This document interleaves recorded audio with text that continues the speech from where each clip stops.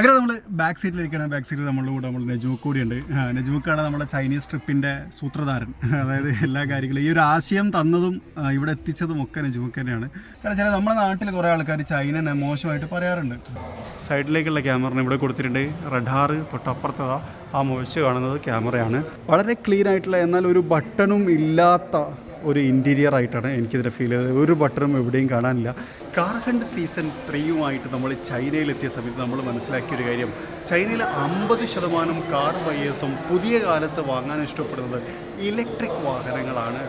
നമ്മൾ നേരിട്ട് ഇൻഡസ്ട്രിയിൽ നിന്ന് മനസ്സിലാക്കിയൊരു കാര്യമില്ല. ഇവിടുത്തെ ഒരുപാട് ആളുകൾ അത്തരത്തിലൊരു അഭിപ്രായം പറഞ്ഞു. അതിന് അവർ പറഞ്ഞ ചില കാരണങ്ങൾ ലോ മെയിൻ്റനൻസ് കോസ്റ്റാണ്, പിന്നെ അതേപോലെ തന്നെ കുറഞ്ഞ പൈസയ്ക്ക് അവൈലബിൾ ആണ്, പിന്നെ അതുപോലെ തന്നെ ഒരുപാട് ലക്ഷൂറിയസ് ഫീച്ചറുകളുണ്ട്. അങ്ങനെ തുടങ്ങിയ ഒരുപാട് കാരണങ്ങളാണ്. പിന്നെ ഫ്യൂവലിൻ്റെ പ്രൈസും. ഇവിടെ നമ്മളെ ഇന്ത്യൻ റുപ്പി ഏകദേശം 80 കൺവേർട്ട് ചെയ്ത് കഴിഞ്ഞാൽ ഒരു 80-90 രൂപയോളമാണ് ഇവിടുത്തെ ഫ്യൂവൽ എക്സ്പെൻസ് വരുന്നത്. അപ്പോൾ അതൊക്കെ ഒരു കാരണമാണ് എന്നുള്ളത് ചൈനീസ് മാർക്കറ്റിൽ നിന്ന് നമുക്ക് മനസ്സിലാക്കാൻ കഴിഞ്ഞൊരു കാര്യമാണ്. മാത്രമല്ല ഒരുപാട് വ്യത്യസ്തങ്ങളായിട്ടുള്ള ഇലക്ട്രിക് മാനുഫാക്ചേഴ്സും ചൈനീസ് വാഹന വിപണിയുണ്ട്. അത്തരത്തിലൊരു മാനുഫാക്ചേഴ്സിൻ്റെ കൂടെയാണ്, അല്ലെങ്കിൽ അത്തരത്തിലൊരു നിർമ്മാണ കമ്പനിയുടെ കൂടെയാണ് നമ്മളുള്ളത്. ഊലൻ എന്ന് പറയുന്ന നിർമ്മാണ കമ്പനിയുടെ ES6 എന്ന് പറയുന്ന മോഡൽ. ഇന്നത്തെ വീഡിയോയിലൂടെ നമ്മൾ പറയാൻ പോകുന്നത് ഈ വാഹനത്തെക്കുറിച്ചാണ്, ഇതിൻ്റെ പ്രത്യേകതകളാണ്. എല്ലാ കൂട്ടുകാർക്കും നമ്മുടെ കാർ ഹണ്ട് സീരീസിൻ്റെ മറ്റൊരു വീഡിയോയിലേക്ക് ഹൃദ്യമായ സ്വാഗതം. അപ്പോൾ ഇതാണ് വീലാൻ ES6 എന്ന് പറയുന്ന മോഡൽ. വീലെന്നും വീലാനെന്നും വൂലെന്നും ഒക്കെ പറഞ്ഞു കേൾക്കുന്നുണ്ട്. ഞാനിതിനെ വീലൻ ES6 എന്ന് വിശേഷിപ്പിക്കുന്നു. ES7 അതുപോലെ തന്നെ E8 തുടങ്ങിയിട്ട് ഒരുപാട് മോഡലുകളുണ്ട്. ഇവിടെ ഒരു ES7 കാണാം. പിന്നെ അതുപോലെ തന്നെ തൊട്ടിപ്പുറത്തൊരു ET5 എന്ന് പറഞ്ഞൊരു സ്റ്റേഷൻ വാഗണും കിടക്കുന്നുണ്ട്. അവിടെ കസ്റ്റമറുണ്ട്. അപ്പം ഇലക്ട്രിക് വാഹനമാണ് എന്നുള്ള കാര്യം എല്ലാം ആ ലുക്കിൽ തന്നെ നമുക്ക് വായിച്ചെടുക്കാൻ പറ്റുന്ന തരത്തിൽ ക്രമീകരിച്ചിട്ടുണ്ട്. ഇതാണ് വീലൻ്റെ ലോഗോ വരുന്നത് കേട്ടോ. 2 അട്ടിയായിട്ടുള്ളൊരു ലോഗോ യൂണിറ്റും കാര്യങ്ങളൊക്കെ കാണാം. ഫ്രണ്ട് ക്യാമറ ഇവിടെ കൊടുത്തിട്ടുണ്ട്. അതേപോലെ തന്നെ ഹെഡ് ലാമ്പ് യൂണിറ്റ് വരുന്നത് ഇവിടെയാണ്. അതിനകത്തൊരു എയർ ഇൻടേക്ക് ഭാഗങ്ങളും കാര്യങ്ങളും ഒക്കെ നമുക്കവിടെ കാണാൻ കഴിയും. കൊള്ളാമല്ലേ, നല്ല രസകരമായിട്ടുള്ള ഹെഡ് ലാമ്പ് യൂണിറ്റ്. ഇവിടെ അധികവും നമ്മളിപ്പോൾ കണ്ടത് ഇത്തരത്തിലുള്ളൊരു ഹെഡ് ലാമ്പ് യൂണിറ്റാണ്. അതിനകത്ത് തന്നെ ചെറിയൊരു ഫോഗ് ലാമ്പിനെയും ക്രമീകരിച്ചിട്ടുണ്ട്. DRL യൂണിറ്റ് നല്ല രസമുണ്ട്. വളരെ സിമ്പിളായിട്ടുള്ള ഒരു DRL യൂണിറ്റ്, അത് അങ്ങനെ തന്നെയാണ് കൊടുത്തുള്ളത്. നല്ല ഭംഗിയുള്ള കളർ, അതുപോലെ തന്നെ പോഷൊക്കെ കാണുന്ന പോലെ തന്നെ അല്ലേ, ആ ഒരു ലിപ്പ് ഭാഗവും നമുക്കിവിടെ കാണാൻ കഴിയും. ക്യാരക്ടർ ലൈൻസുകൾ കാണാം. എയർ ഡാം യൂണിറ്റ് കൊടുത്തിട്ടുണ്ട്, അത് ബ്ലാക്ക് കളറിൽ കൊടുത്തു. ഫ്രണ്ട് ഭാഗം നല്ല രസമുണ്ട്. അതുപോലെ തന്നെ ഇവിടെയും നമുക്ക് ക്യാമറ യൂണിറ്റുകൾ കാണാം. സൈഡിലേക്കുള്ള ക്യാമറ ഇവിടെ കൊടുത്തിട്ടുണ്ട്. റഡാറ് തൊട്ടപ്പുറത്തതാ ആ മുഴച്ച് കാണുന്നത് ക്യാമറയാണ്. റെയിൻ സെൻസിങ് വൈപ്പേഴ്സും കാര്യങ്ങളും ഒക്കെ അവിടെ നമുക്ക് കൊടുത്തിട്ടുണ്ട്. വീലുകൾ ക്ലോസ്ഡ് ആയിട്ടുള്ള വീലുകളാണ്, അതായത് അലോയ് വീല് വരുന്നത്. ആ ഡ്രാഗ് കോയിഫിഷ്യൻറ്റ് കുറക്കുക എന്നുള്ള ഉദ്ദേശത്തിന് പുറത്താണ്. ഗുഡിയറിൻ്റെ ആണ്. അതിനകത്ത് നമ്മൾ ബ്രേക്ക് കാലിപ്പേഴ്സ് കാണാം. നിയോ എന്നാണ് അതിന് എഴുതിയിട്ടുള്ളത്. വീലൻ നിയോ എന്നർത്ഥത്തിലാണെന്നാണ് എനിക്ക് തോന്നുന്നത്. ഡിസ്ക് ബ്രേക്ക് കുറച്ചൊക്കെ കണ്ട് കാണുന്ന തരത്തിൽ, എന്നാൽ കാണാത്ത തരത്തിലാണ് വെച്ചിട്ടുള്ളത്. 20 ഇഞ്ച് വീലുകൾ തന്നെയാണ് വരുന്നത്. അതുപോലെ തന്നെ ബ്ലാക്ക് ക്ലാഡിങ്ങും ഒക്കെ കവർ ചെയ്ത് നിൽക്കുന്നു. ഇവിടെ ഒരു ക്യാമറ കൊടുത്തിട്ടുണ്ട്. അതുപോലെ തന്നെ ഇവിടെയും ക്യാമറ ആണ്. അപ്പോൾ സൈഡിലേക്ക് വരുന്ന സമയത്ത് 1, 2, 3 ക്യാമറ സൈഡിൽ കൊടുത്തിട്ടുണ്ട്. നൈസ്. ക്യാമറയ്ക്ക് വളരെ ഇമ്പോർട്ടൻ്റ് ഉള്ള ഒരു രാജ്യത്താണ് നമ്മൾ ജീവിക്കുന്നത്. കാരണം റോട്ടിലും ധാരാളം ക്യാമറകൾ നമുക്ക് കാണാൻ കഴിയും എന്നതാണ് നമ്മൾ ജീവിക്കുന്ന ഉദ്ദേശം നമ്മളിപ്പോൾ ഉള്ളത്. ഓക്കെ. അതുപോലെ തന്നെ ഡുവൽ ടോണാണ് ഇപ്പോൾ നമ്മൾ കണ്ടുകൊണ്ടിരിക്കുന്നത്. കുറേ ഒരു സിട്രോണിൻ്റെ ഒരു ടച്ച് എവിടെയൊക്കെ എനിക്ക് ഫീൽ ചെയ്തു. എന്നാൽ വളരെ രസകരമായിട്ടുള്ളൊരു കാര്യം, ഇതിന് ഡോർ ഹാൻഡിലാണ്. നമ്മൾ കൈ വെച്ച് കഴിഞ്ഞാൽ ഉണ്ടോ അൺലോക്കായി, എന്നിട്ട് നമ്മൾ പിന്നീട് വലിച്ചു കൊടുത്താൽ മതി. ജസ്റ്റ് കൈ പാസ് ചെയ്ത് കഴിഞ്ഞാൽ തന്നെ വാഹനം അൺലോക്കായി വരും. അവിടെ ഒരു സിൽവർ ടച്ചും കാര്യങ്ങളും ഒക്കെ നമുക്ക് കാണാൻ കഴിയും. ബാക്കിലേക്ക് വരുന്ന സമയത്ത് കുറച്ചും കൂടി ഒരു കൂപ്പ് സ്റ്റൈലിലേക്ക് വന്നിട്ടുണ്ട്. അത് നല്ല രസമുണ്ട്. വലിയൊരു SUV ആണ്. ഇത് ബാക്കിൽ നോക്കിക്കഴിഞ്ഞ് കഴിഞ്ഞാൽ നമുക്ക് കാണാൻ കഴിയുമുണ്ടാവും. 2 തരത്തിലുള്ള ബാറ്ററി ഓപ്ഷൻസ് ഉണ്ട്. ഇതൊരു ഇലക്ട്രിക് ആണ് പൂർണ്ണമായിട്ടും. ഒന്ന് 100 kWh ബാറ്ററി, അത് ഏകദേശം 650 കിലോമീറ്റർ സഞ്ചരിക്കാൻ പറ്റും. പിന്നെ ഒന്നൊരു 75 kW ഉണ്ട്, അത് 400 സംതിങ് കിലോമീറ്ററാണ് ഇതിൽ സഞ്ചരിക്കാൻ പറ്റുക എന്നുള്ളതാണ്. ബാക്കിൽ പരസ്പരം കണക്റ്റഡ് ആയിട്ടുള്ള ടെയിൽ ലാമ്പ് യൂണിറ്റുകളാണ് കൊടുത്തുള്ളത്. ബമ്പർ ബ്ലാക്ക് കളറിൽ നമുക്കവിടെ കാണാം. ക്യാമറ യൂണിറ്റ് കൂടെ കൊടുത്തിട്ടുണ്ട്. അതേപോലെ ഇവിടെയും നമുക്കൊരു ക്യാമറ കാണാം. സ്പോയിലർ അതിനകത്താണ് നമ്മുടെ വൈപ്പർ യൂണിറ്റ് കൊടുത്തുള്ളത്. ഇപ്പം കുറേ വാഹനത്തിനകത്ത് നമ്മളങ്ങനെ കണ്ടുല്ലേ, അത് ഇവിടുത്തെ ഒരു സ്റ്റൈലാണ് തോന്നുന്നത്. അപ്പോൾ ഈ ഒരു സാധനം ഇത് ബ്ലാക്ക്, അതിങ്ങനെ വാഹനത്തെ കവർ ചെയ്ത് നിൽക്കുന്നു ഇവിടെ വരെ. സാധാരണ ഇതിൽ നമുക്കൊരു ക്രോം സിൽവർ ടച്ചിലൊക്കെ വരുന്നത് ബ്ലാക്ക് ആക്കി കൊടുത്തിട്ടുണ്ട് എന്നുള്ളതാണ്.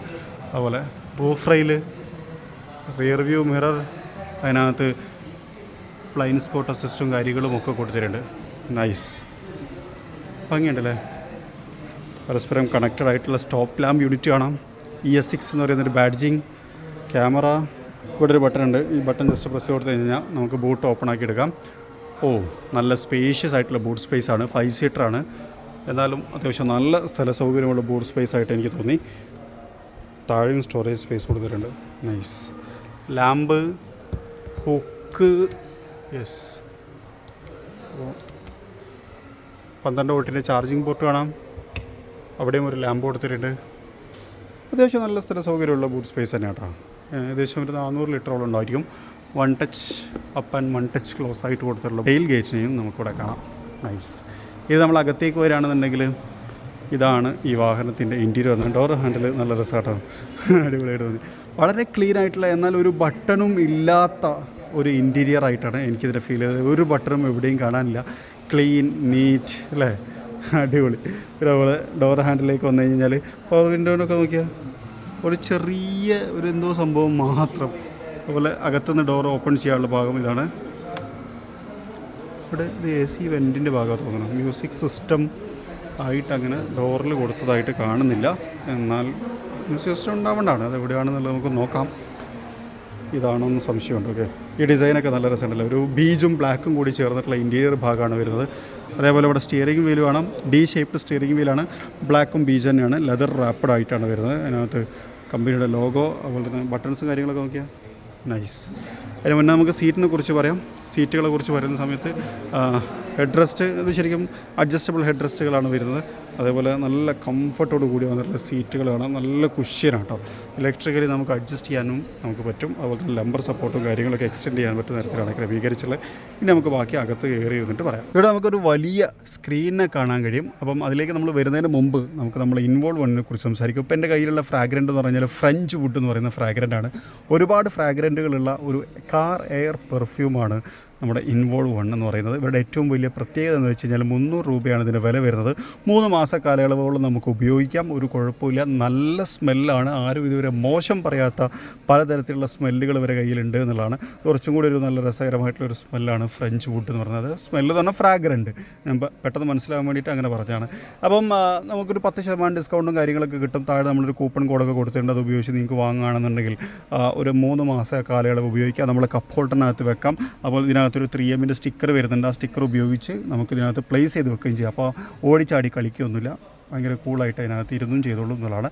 ഒരുപാട് ആളുകൾ ഉപയോഗിച്ച് നല്ല അഭിപ്രായം പറഞ്ഞു എന്ന് പറഞ്ഞു കഴിഞ്ഞാൽ ഇപ്പോഴും പല ആൾക്കാരും ചോദിക്കാറുണ്ട് നല്ല ഫ്രാഗ്രൻ്റ് ഏതാണെന്നൊക്കെ ചോദിക്കാറുണ്ട്. അപ്പോൾ അതൊക്കെ ഓരോരുത്തരും ഇഷ്ടമാണ്. പലതരത്തിലുള്ള ഫ്രാഗ്രൻറ്റുകളുണ്ട്. പിന്നെ നമ്മളെ വീഡിയോൻ്റെ പല അടിയിലും കമൻറ്റുകൾ നിങ്ങൾക്ക് കാണാം. ഉപയോഗിച്ചു, നല്ല പ്രൊഡക്റ്റാണ് എന്ന് പറഞ്ഞിട്ട് ഒരുപാട് കമൻറ്റ് ആളുകൾ ചെയ്തിട്ടുണ്ട്. മോശമായി എന്ന് ഇതുവരെ ഞാൻ അഭിപ്രായം കേൾക്കാത്തൊരു പ്രൊഡക്റ്റ് കൂടിയാണ് ഇൻവോൾവ് 1. ഒന്ന് ട്രൈ ചെയ്ത് നോക്കാം. താഴെ ഡിസ്ക്രിപ്ഷനകത്ത് ലിങ്കും കാര്യങ്ങളൊക്കെ ഞാൻ ആഡ് ചെയ്തിട്ടുണ്ട്. അപ്പോൾ ഇനി വീണ്ടും നമ്മൾ ഇതിനകത്തേക്ക് വന്നു കഴിഞ്ഞാൽ വലിയൊരു ഇൻഫർടൈൻമെൻറ്റ് സിസ്റ്റം കാണാം. ഇത് റൊട്ടേറ്റ് ചെയ്യാൻ പറ്റില്ല എന്നാണ് എനിക്ക് തോന്നുന്നത്. അതങ്ങനെ തന്നെ അവിടെ ഫിക്സഡ് ആക്കി വെച്ചിട്ടുണ്ട്.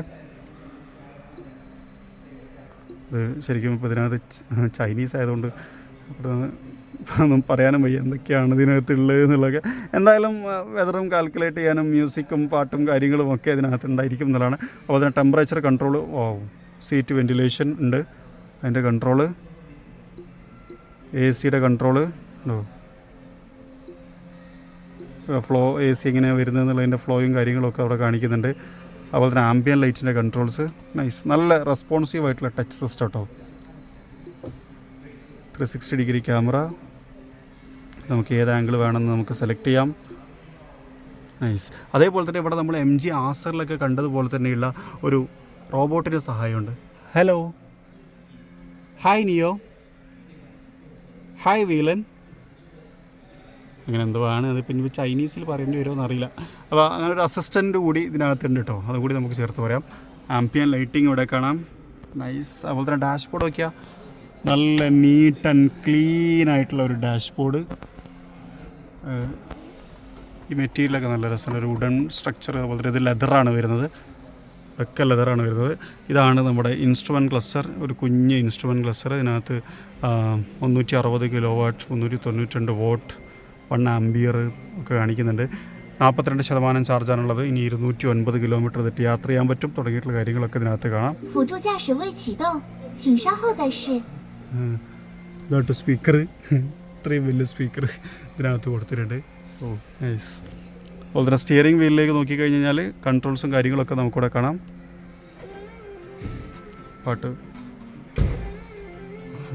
പാട്ടൊക്കെ പാടുമ്പോൾ പുള്ളി നോക്കിയാൽ ഡാൻസ് കളിക്കുന്നത്.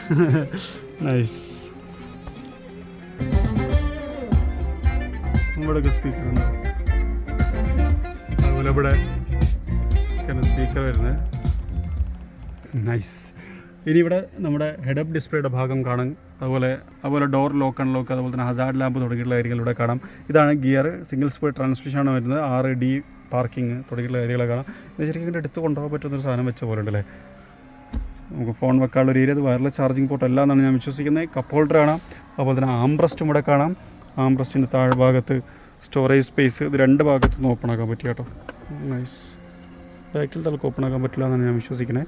അതിനകത്ത് ലാമ്പ്, അതുപോലെ തന്നെ ചാർജിങ് പോർട്ട്, C ടൈപ്പും ഉണ്ട്, അതുപോലെ തന്നെ A ടൈപ്പും ഉണ്ട്. 2 തരത്തിലുള്ള ചാർജിങ് പോർട്ടുകളും ക്രമീകരിച്ചിട്ടുണ്ട്. കൂൾ, അടിപൊളി സംഭവം കൊള്ളാം. ഓട്ടോമാറ്റിക് ഡൈനായിട്ട് അഡ്ജസ്റ്റ് ചെയ്യുന്ന റിയർ വ്യൂ മിറർ കാണാം, SOS ബട്ടൺ, അതുപോലെ തന്നെ ഇവിടെ ഒരു ക്യാമറ യൂണിറ്റ് കൊടുത്തിട്ടുണ്ട്.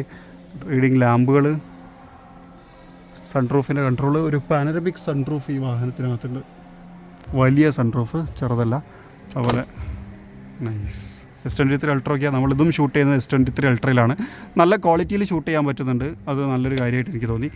പിന്നെ അതുപോലെ തന്നെ സൂം ചെയ്യാൻ 10x ഇട്ടിട്ട് നമുക്ക് ദൂരമുള്ളതൊക്കെ കണ്ടോ, അപ്പോൾ ആ ടി വിയിലൊക്കെയാണ് ഇവിടെ തന്നെ നമുക്ക് കണ്ടോ നല്ല ക്ലിയറിൽ കാണിക്കാൻ പറ്റും. അങ്ങനെ ഒരു അഡ്വാൻറ്റേജ് ഉണ്ട് കേട്ടോ. നമ്മൾ കുട്ടി പോകാൻ എടുത്ത് കാണിക്കണമെങ്കിൽ ഉണ്ടാവുക അടിപൊളി. അവരെ ഇവിടെ നിന്നിട്ട് നമുക്കിനി ആ ഒരു ബ്ലൈൻഡ് സ്പോട്ട് കാണിക്കണം. അപ്പോൾ 10x ഇട്ട് കഴിഞ്ഞാൽ ഉണ്ടാ അവിടെ ബ്ലൈൻഡ് സ്പോട്ട് കാണുന്നുണ്ടാ, അങ്ങനെ കാണിക്കാനുള്ള ഓപ്ഷൻ നമുക്കിതിനകത്തുണ്ട് എന്നുള്ളതാണ്. അത് നൈസൊരു കാര്യം. അപ്പോൾ ഇവിടെയാണ് സ്പീക്കർ കൊടുത്തുള്ളത് കേട്ടോ. സ്പീക്കർ നമ്മൾ കണ്ടെത്തിയിരിക്കുകയാണ്. സ്പീക്കർ ഈ ഡ്രൈവർ സൈഡിലുണ്ട്. ഉണ്ട് ഇവിടെ ഉണ്ട്. നൈസ്, കൊള്ളാം. അതുപോലെ ഇവിടെയും നമുക്കൊരു സ്റ്റോറേജ് സ്പേസ് ഉണ്ട്. അതായത് സെൻട്രൽ ടണലിൻ്റെ താഴ്ഭാഗത്ത് അതവിടെ വെറുതെ ഡമ്മയാക്കി വെച്ചിട്ടില്ല, സ്റ്റോറേജ് സ്പേസ് ആയിട്ട് നമുക്ക് ഉപയോഗിക്കാൻ പറ്റുമെന്നുള്ളതാണ്. വേറെ കാര്യമായിട്ടൊന്നും ഇതിനകത്തില്ല. ഭയങ്കര plain and neat and clean ആയിട്ടുള്ള ഒരു വാഹനം എന്ന് പറയാം. ഇനി സെക്കൻഡ് ഡോർ തുറന്ന് അകത്തേക്ക് വരികയാണെങ്കിൽ നിയോ എന്ന് പറയുന്നൊരു ബാഡ്ജിങ് കാണാം. ഇവരിതിനധികം നിയോ എന്നാണ് ഹൈലൈറ്റ് ചെയ്യുന്നത് തോന്നുന്നത്. വീലൻ എന്നാണ് ഈ കമ്പനിയുടെ പേര് എന്നാണ് ഞാൻ ഓർക്കുന്നത്. പവറിൻ്റെ കൺട്രോൾ നൈസാട്ടോ. ഓക്കെ, ടിൻറ്റഡ് ആണ്. സീറ്റ് അത്യാവശ്യം നല്ല കുഷ്യനോട് കൂടിയിട്ടുള്ള സീറ്റുകളാണ് വരുന്നത്. നമുക്ക് റിക്ലൈനിങ് കാര്യങ്ങളൊക്കെ ഉണ്ടാവും. ഇലക്ട്രിക്കലി നമുക്ക് അഡ്ജസ്റ്റ് ചെയ്യാൻ പറ്റുന്ന തരത്തിലാണ് കൊടുത്തുള്ളത്. ഇവിടെ നമുക്കൊരു ഡിസ്പ്ലേ ഉണ്ട്, ടെമ്പറേച്ചർ അഡ്ജസ്റ്റ്മെൻറ്റ് കാര്യങ്ങളൊക്കെ കൊടുത്തുള്ള. സീറ്റ് ഫയൽ പോക്കറ്റും കാര്യങ്ങളൊന്നുമില്ല, നന്നായിട്ട് കാലൊക്കെ സ്ട്രെച്ച് ചെയ്തിരിക്കാം. നല്ല തൈ സപ്പോർട്ടും കാര്യങ്ങളും ഒക്കെ ഇതിനകത്തുണ്ട്. അടിപൊളി. അതേപോലെ തന്നെ ഹെഡ് റൂമും ആവശ്യത്തിൽ കൂടുതലുണ്ട്. നമുക്കൊരു 3 വിരലിൻ്റെ ഗ്യാപ്പ് ഉണ്ട്. ലെഗ് റൂം ഒരു 5-6 വിരലിൽ കൂടുതലുണ്ട്. നമുക്ക് നല്ല വിശാലമായിട്ടിരിക്കാം. വിസിബിലിറ്റി ഒക്കെ നൈസാണ്. Nice, super. നല്ല കംഫർട്ടായിട്ട് നല്ല അടിപൊളിയായിട്ട് ബാക്കിലിരിക്കാൻ പറ്റുന്നുണ്ട് കേട്ടോ. അതുപോലെ ബാക്കിലത്തെ AC വെൻ്റ് ഇവിടെയാണ് കൊടുത്തുള്ളത്. ആംബ്രസ്റ്റിൻ്റെ താഴ്ഭാഗത്തായിട്ട് അവിടെ ഒരു C ടൈപ്പ് ചാർജിങ് പോർട്ടും കാണാം. 3X ഇട്ട് കഴിഞ്ഞാൽ അടുത്തത്. യെസ്, കൊള്ളാം. ഇതാണ് നമ്മുടെ ബാക്കിലത്തെ വിസിബിലിറ്റി ഏരിയ. അല്ല, ഇനി ഫ്രണ്ടിലേക്ക് നോക്കൂ. ഇതാണ് ഈ വാഹനത്തിൻ്റെ ഡാഷ്ബോർഡ് വരുന്നത്. ഭയങ്കര സിമ്പിളായിട്ടുള്ളൊരു ഡാഷ്ബോർഡ് അല്ലേ. നമ്മൾ കുട്ടാപ്പി ഇല്ലേ, കുട്ടാപ്പി നമ്മൾ അങ്ങോട്ടും ഇങ്ങോട്ടൊക്കെ നോക്കുകയൊക്കെ ചെയ്യും കേട്ടോ. തിരിഞ്ഞിട്ട് ഇങ്ങനെ തിരിയാനും ഇതിനൊക്കെയുള്ള കഴിവുള്ള ഒരു മെഷീൻ തന്നെയാണ് റോബോട്ട്. അങ്ങനെ നമ്മൾ ബാക്ക് സീറ്റിലിരിക്കണം. ബാക്ക് സീറ്റിൽ നമ്മളുടെ കൂടെ നമ്മൾ നജൂക്ക് കൂടിയുണ്ട്. നജൂക്കാണ് നമ്മുടെ ചൈനീസ് ട്രിപ്പിൻ്റെ സൂത്രധാരൻ. അതായത് എല്ലാ കാര്യങ്ങളും ഈ ഒരു ആശയം തന്നതും ഇവിടെ എത്തിച്ചതും ഒക്കെ നജൂക്ക് തന്നെയാണ്. നമ്മൾ നേരത്തെ പറഞ്ഞിട്ടുണ്ടായിരുന്നു നജൂക്ക് തിരൂരുകാരനാണ് എന്നുള്ളത്. പക്ഷേ ഞങ്ങൾ ഇടയ്ക്ക് എനിക്ക് തോന്നിയൊരു സംശയം നജൂക്കാണ് ചോദിക്കണത്, നിങ്ങളുമായിട്ട് പങ്കുവെക്കണം തോന്നി. കാരണം വെച്ചാൽ നമ്മുടെ നാട്ടിൽ കുറേ ആൾക്കാർ ചൈനനെ മോശമായിട്ട് പറയാറുണ്ട്. അത് കുറച്ച് ആൾക്കാർ മാത്രം, വളരെ ചെറിയൊരു കമ്മ്യൂണിറ്റി. അത് പല കാരണങ്ങൾ കൊണ്ടായിരിക്കും, അവർക്ക് അതിൻ്റെതായ റീസൺ ഉണ്ടായിരിക്കാം. നമ്മളതിനൊന്നും കുറ്റം പറയുന്നത്. പക്ഷേ നജൂക്ക് ശരിക്കും ഒരു ഇൻഡസ്ട്രിയലിസ്റ്റാണ്, അതായത് ഒരു ബിസിനസ്സുകാരനാണ്, പ്രത്യേകിച്ച് മോട്ടോർ പമ്പിൻ്റെ മേഖലയിൽ. അപ്പോൾ ഒരു സംശയം എനിക്കുള്ളതെന്ന് വെച്ച് കഴിഞ്ഞാൽ നജൂക്ക് എന്തുകൊണ്ടാണ് ചൈനയിൽ നിന്ന് പ്രൊഡക്റ്റ് എടുക്കുന്നത്? പിന്നെ നമ്മൾ ചൈനനെ ആദ്യം സമീപിക്കുന്ന വാട്ടർ പമ്പിന്, വാട്ടർ പമ്പിന്റെ റിക്വയർമെന്റ് ആയിട്ടാണ് വരുന്നത്. നമ്മൾ ഫസ്റ്റ് വിസിറ്റിലൊക്കെ നമുക്ക് മനസ്സിലാവാണ് ഇതിന്റെ ഫിനിഷിങ്ങിന്റെ കേസ്. അതായത് നമ്മുടെ നാട്ടിൽ ഇത്രയും ഫിനിഷിങ് വാട്ടർ പമ്പിന്റെ കേസിൽ, അതായത് ഒന്ന് കാസ്റ്റ് ആൻഡ് പാർട്സ് ഇവർ റീയൂസ് ചെയ്യും. ഈ സാൻഡ്, ഒരു പർട്ടിക്കുലർ സാൻഡാണ് ഈ അച്ചിൽ അത് ഒഴിച്ചെടുക്കുന്നത്.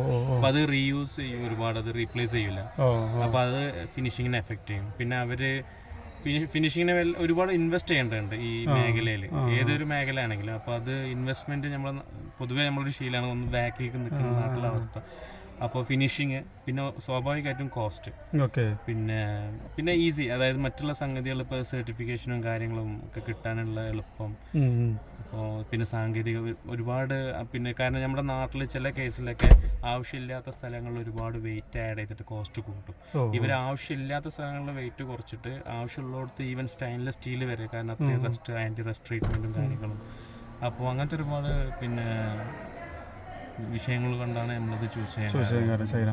ചൈന മാത്രമല്ലോ ചെയ്യുന്നത്, വേറെയും രാജ്യങ്ങളുടെ പ്രൊഡക്റ്റുകളൊക്കെ ചെയ്യുന്നുണ്ട്. നമ്മൾ ഇറ്റലിയിൽ നിന്ന് വാൾവ് ചെയ്യുന്നുണ്ട്, പിന്നെ വേറൊരു ബ്രാൻഡ് പമ്പ്. അപ്പം ശരിക്കും ഒരു ചൈനയിൽ നിന്ന് പ്രൊഡക്റ്റ് എടുക്കുന്ന ആളെന്നുള്ളതൊക്കെ ശരിക്കും ഭയങ്കര ഹാപ്പിയാണ്, ബിസിനസ്സിൽ ഭയങ്കര സപ്പോർട്ടീവാണ്. പിന്നെ ഇവിടെ മെയിനായിട്ട് വേറൊരു കഥകൾ കമ്പനീസ് നമ്മളിപ്പോൾ പുതിയ എൻ്റർപ്രണേഴ്സിനോടുള്ള അഡ്വൈസ് ആയിട്ട് വേണമെങ്കിൽ പറയാം. ഇപ്പോൾ ഏതൊരു രാജ്യത്തു നിന്ന് ഒരു പ്രോഡക്റ്റ് നമ്മൾ കൺസിഡർ ചെയ്യുകയാണെങ്കിലും നമ്മൾ ഒരിക്കലും അവിടുത്തെ ഒരു ചീപ്പ് പ്രോഡക്റ്റ് അല്ലെങ്കിൽ ചെറിയ കമ്പനിയായിട്ട് സമീപിക്കരുത്.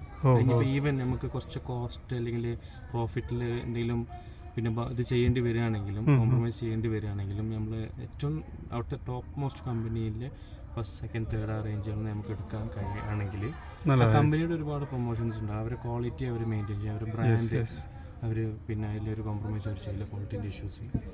പിന്നെ ഗ്രാജുവലി നമുക്ക് കുറച്ചൊക്കെ ഒരു സപ്പോർട്ട് കമ്പനിയിൽ നിന്ന് വാങ്ങിയെടുക്കാൻ പറ്റും. അത് നമുക്ക് നമ്മുടെ ബിസിനസ്സിന് വലിയൊരു മുതൽക്കൂട്ടാണ്. പുതിയ എൻ്റർപ്രണേഴ്സ് ശ്രദ്ധിക്കേണ്ട ഒരു കാര്യമാണ്. പിന്നെ മാത്രമല്ല അവർ തന്നെ കുറേ സെയിൽസ് സപ്പോർട്ടൊക്കെ ചെയ്യും, ഐഡിയാസ് ഒക്കെ പറഞ്ഞുതരും എങ്ങനെ വെക്കണം. ആ രാജ്യത്ത് നമ്മൾ ഏത് രാജ്യത്താണ് ബിസിനസ് ചെയ്യുന്നത് അവിടെ പ്രൊമോട്ട് ചെയ്യൽ അവരൊരു ആവശ്യം കൂടിയാണ്. യെസ്. അപ്പോൾ താങ്ക് യു നജുമുക്ക. ഒരുപാട് പുതിയ ബിസിനസ്സുകാരൊക്കെ നജുമുക്കാൻ്റെ ഐഡിയ സ്വീകരിച്ച് ഡെവലപ്പായി വരട്ടെ എന്ന് പറഞ്ഞുകൊണ്ട് വീണ്ടും നമുക്ക് വണ്ടിക്ക് തന്നെ വരാം അല്ലേ. ഫുഡ് ഓപ്പൺ ആക്കി കഴിഞ്ഞാൽ നമുക്ക് കാണാൻ പറ്റുന്ന ഭാഗം ഇങ്ങനെയാണ്. ക്ലോസറാണ്, ബാറ്ററി പാക്കിലാണ് സപ്പോർട്ട് ചെയ്തത്. അതുപോലെ വാഷർ ഫ്ലൂയിഡ് ഫില്ല് ചെയ്യാനുള്ളൊരു ഭാഗം ഇവിടെ ഇങ്ങനെ സെപ്പറേറ്റ് ആയിട്ട് ഓപ്പൺ ആക്കി കൊടുത്തിട്ടുണ്ട്. മോട്ടറോ കാര്യങ്ങളോ ഒന്നും തന്നെ കാണാനുള്ള ഒരു സാഹചര്യം ഇപ്പോൾ അതിലില്ല. നിയോ എന്ന് പറയുന്ന ഒരു ബാഡ്ജിങ് അവിടെ കൊടുത്തിട്ടുണ്ട്. ഇൻസുലേഷൻ കൊടുത്തിട്ട് എന്തിനാണെന്ന് എനിക്കറിയില്ല, ഒരു പെർഫെക്ഷൻ്റെ ഭാഗമായിട്ട് കൊടുത്തതായിരിക്കും എന്നാണ് ഞാൻ വിശ്വസിക്കുന്നത്. നൈസ്. ബോഡി ക്വാളിറ്റി നല്ലതാണ്. പിന്നെ ഇവിടെ ഇത് ചൈനയാണ്, നമ്മളാണ് നാട്ടിലിരുന്നിട്ട് ചൈനീസ് പ്രൊഡക്റ്റ് എന്നൊക്കെ പറയുന്നത്, ഇവർക്ക് ഇവരുടെ രാജ്യത്തിൻ്റെ ഓൺ പ്രൊഡക്റ്റാണ്. അപ്പം ആ ഒരു രൂപത്തിൽ കാണാം. നമ്മളിവിടെ വന്ന സമയത്ത് ഏറ്റവും കൂടുതൽ പരിചയപ്പെടേണ്ടതും അവരുടെ പ്രൊഡക്റ്റുകളെ തന്നെയാണ്. കാരണം ഇവിടെ പിന്നെ നമുക്ക് റോട്ടിൽ കാണുന്നത് ലാൻഡ് റോവറും അതുപോലെ തന്നെ മെഴ്സിഡീസും BMW പലതും നമ്മൾ പലപ്പോഴായി പരിചയപ്പെട്ടിട്ടാണ്. അതൊക്കെ ജർമ്മനിയുടെ പ്രൊഡക്റ്റുകളുമാണ് എന്നുള്ളതാണ്. അപ്പോൾ എന്തായാലും ഇതാണ് വീലൻ എന്ന് പറയുന്ന നിർമ്മാണ കമ്പനിയുടെ ES6 എന്ന് പറയുന്ന മോഡൽ. നിങ്ങൾക്ക് ഇഷ്ടപ്പെട്ടുണ്ടാവും വിചാരിക്കുന്നു. ഇഷ്ടപ്പെടുമെങ്കിൽ ലൈക്ക് ചെയ്യാൻ മറക്കരുത്. പരിമിതമായ സാഹചര്യങ്ങളിൽ നിന്ന് പരിമിതമായ അറിവുകൾക്ക് വെച്ച് നമ്മൾ ചെയ്തിട്ടുള്ള വീഡിയോ ആണ്. നിങ്ങൾക്ക് ഇഷ്ടപ്പെടും എന്ന് തന്നെയാണ് ഞാൻ പ്രതീക്ഷിക്കുന്നത്. നിങ്ങളുടെ അഭിപ്രായങ്ങൾ കമൻറ്റ് ചെയ്യാൻ മറക്കരുത്. ഫെസിലിറ്റികളെക്കുറിച്ചുള്ള അഭിപ്രായങ്ങൾ കമൻറ്റ് ചെയ്യാൻ മറക്കരുത്. അപ്പോൾ മറ്റൊരു വീഡിയോയിൽ മറ്റൊരു വിശേഷമായിട്ട് കാണാം. അതുവരെ ചെറിയൊരു ബ്രേക്ക്.